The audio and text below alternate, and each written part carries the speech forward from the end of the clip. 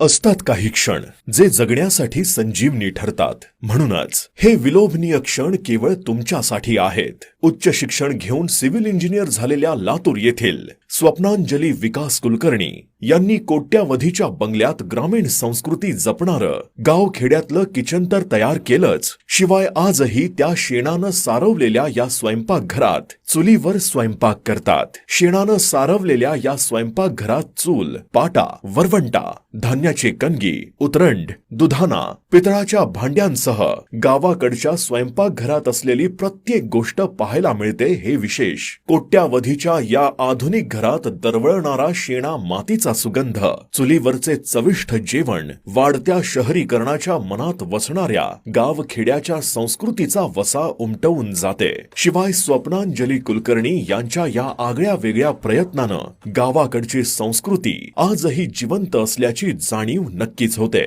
गावखेड्यातले घर हे केवळ एक घर नसते, तर गावासोबत नाळ जोडलेल्या गावाकडच्या प्रत्येक माणसाच्या असंख्य भावनांचे प्रतीक असते. हे वेगळे सांगण्याची गरज कशाला हवी? काटवटीमधील भाकरीवर पडणाऱ्या हातांचा आवाज, चुलीमधील विस्तवावर फुगलेली भाकर, वरवंट्यावर केलेले वांग्याचे भरीत आणि लाकडाच्या रवीनं घुसवलेल्या ताकाचा स्वाद म्हणजे स्वर्गीय अनुभूतीच. गावखेड्यातलं जीवन आणि संस्कृती दाखवून देणाऱ्या स्वप्नांजली कुलकर्णी यांचं हे किचन तुम्हाला कसं वाटलं? कमेंट मध्ये नक्की लिहा.